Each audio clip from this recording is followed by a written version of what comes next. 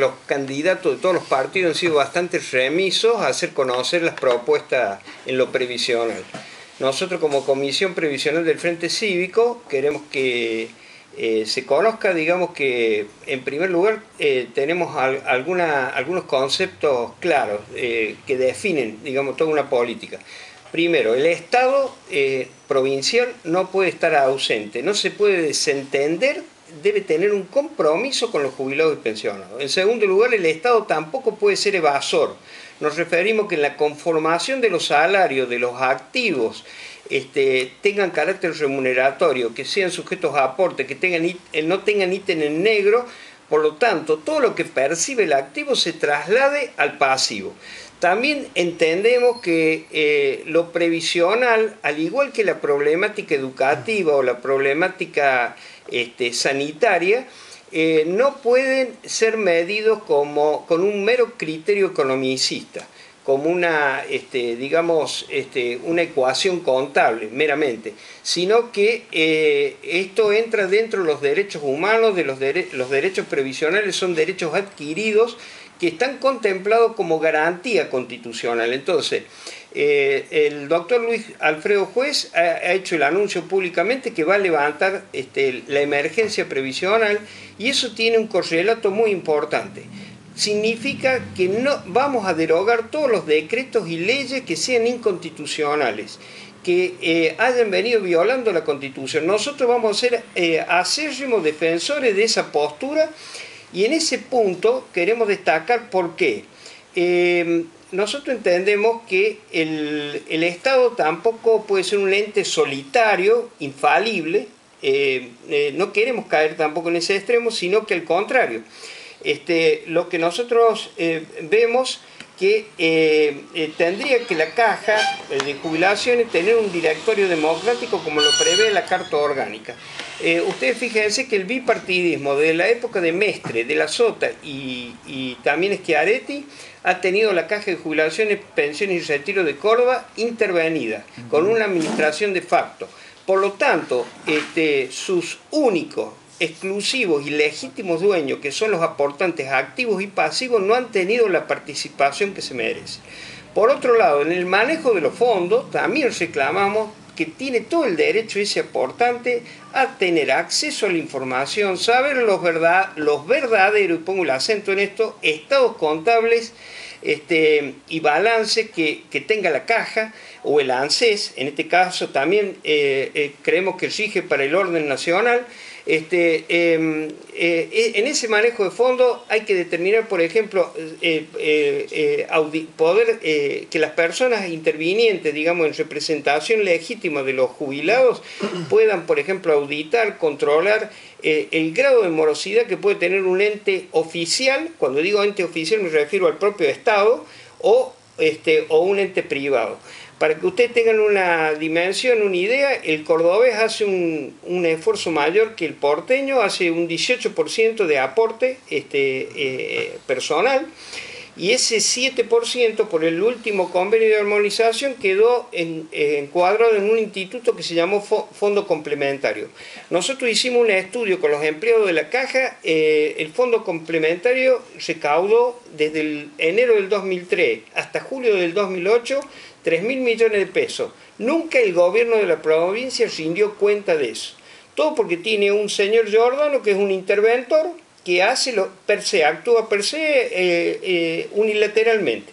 Entonces, por otro lado, por ejemplo, cuando ustedes pueden pensar que es una exageración lo que nosotros estamos planteando, por ejemplo, de controlar los entes privados. Giordano, por ejemplo, condona intereses para los colegios privados, que generalmente son colegios que recaudan una cuota alta a los padres de los niños. En un 70% le condona los intereses, las multas, las actualizaciones, lo cual eso también nos parece que es una barbaridad, porque tendría que ser ley pareja para todo el mundo, y realmente así se pueden cuidar los fondos de todos. Por otro lado, por ejemplo, el Colegio Alemán, nosotros le hicimos una denuncia penal por las deudas que tenía. Le deducía a sus docentes, a sus administrativos, le deducía el aporte personal, pero no lo depositaba en la Caja. Nosotros lo denunciamos penalmente y en esa época, en el 2002, ya tenía una deuda de 1.770 millones. Ahora está en 20 millones la deuda y nunca la Caja hizo nada por cobrar. ¿Por qué? Porque los propios funcionarios de más alta jerarquía son corresponsables de no haber cobrado.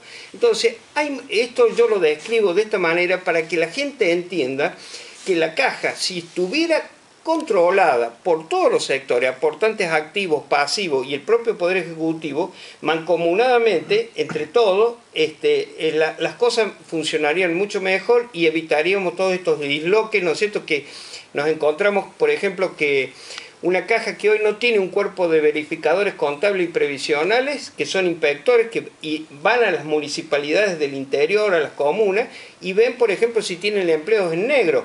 Esas cosas que es común, que lo hemos visto, por ejemplo, en este momento, hoy, hace un rato en Morrison, bueno, lo decimos públicamente, la Caja tiene que controlar porque es la mejor forma de recaudar y de esa manera se garantiza la relación activo-pasivo, una serie de condiciones para que se pueda reconocer, es el mejor camino, el camino más válido a recuperar el 82%. Berrotalán, en cuanto al tema de los acuerdos previsionales con la Nación, las obligaciones de la Nación para con la Caja de Córdoba, ¿cómo ve la situación? ¿Se seguirá dependiendo de la Nación, obviamente, ante tremendo déficit? Le entiendo perfectamente. El doctor Luis Juez tiene un dicho que él dice, yo entiendo que inexorablemente el 31 de diciembre del 2011 se va a venir un nuevo pacto, un nuevo convenio de financiamiento, le llamamos nosotros. Bueno, ahí él dice, yo como gobernador tengo que poner todos los atributos, por no decir otra cosa más descriptiva. ¿Qué quiero decir? Que en eso creo que ha sido un hermoso ejemplo el del doctor Wiener, porque él sí siguió contra el juicio, digamos, por la deuda previsional, y en eso nosotros queremos tener una provincia de Córdoba digna, no que esté arreglando, como por ejemplo Schiaretti perdió al taco 500 millones de pesos, y eso lo perdieron los jubilados. Me refiero que, por ejemplo, se da la cuestión de la coparticipación, un 15% que ha perdido Córdoba, que lo queremos a rajatabla recuperar. Por otro lado, tenemos el fondo sojero. Córdoba aporta un 35% y recupera nada más que el 8%. Por ejemplo, modificar, digamos, el sistema tributario, porque hay una serie de impuestos que son con un centralismo, digamos, que atentan al federalismo de cualquier provincia. Entonces nosotros decimos, no vivir peleando porque sí, sino vivir dignamente como provincia, plantarnos en nuestros derechos, que son derechos adquiridos además. Entonces, tienen raigambre constitucional. Por lo tanto, ese va a ser el camino que vamos a seguir, digamos, en un contexto más amplio de lo que es lo previsional. Nosotros, por ejemplo, en este contexto amplio que no se ve esa visión, lo vemos, por ejemplo, en el marco de la salud. Entendemos, por ejemplo, que, y en el marco de la justicia, le voy a decir dos cosas. En el marco de la salud, entendemos, por ejemplo, que es muy importante instalar hogares modelos de carácter permanente para aquellos ancianos que están abandonados, en estado de indefensión, por decirlo descriptivamente, viviendo bajo un puente. Bueno, ese anciano que está solo, que no tiene familiares, que no tiene nadie que se haga cargo, el Estado tiene que hacerse responsable a través de esos hogares modelos. También entendemos que en los hospitales públicos es imperioso implantar un servicio de geriatría. Este servicio de geriatría tiene que ser complementado con equipos interdisciplinarios que justamente se especialicen en gerontología. Eso es un compromiso que hemos tomado ¿para qué? Para que de ese modo los ancianos en el interior, sobre todo lo hemos visto que es muy común, no queden a la deriva boyando y sin ningún tipo de cobertura. Nosotros creemos que el Estado en su momento se tiene que hacer responsable. Y con respecto a la usina de juicio que se ha venido generando lamentablemente, proponemos un fuero especializado en lo previsional, que tenga un tribunal colegiado que sea una cámara, y donde ahí sí en forma sencilla se garantice, por ejemplo, que los juicios tengan una evolución en meses y no en años, como es actualmente. Nosotros creemos que esa es una propuesta muy que se debe tener en cuenta a los fines de que no se apueste en forma siniestra como es actualmente, que ustedes lo verán tanto en juicios nacionales como provinciales, que se está apostando a la muerte del jubilado, que el anciano por el paso de los años cumpla el ciclo biológico y muera, y entonces no se le reconocen los derechos. Nosotros queremos que eso se reconozca.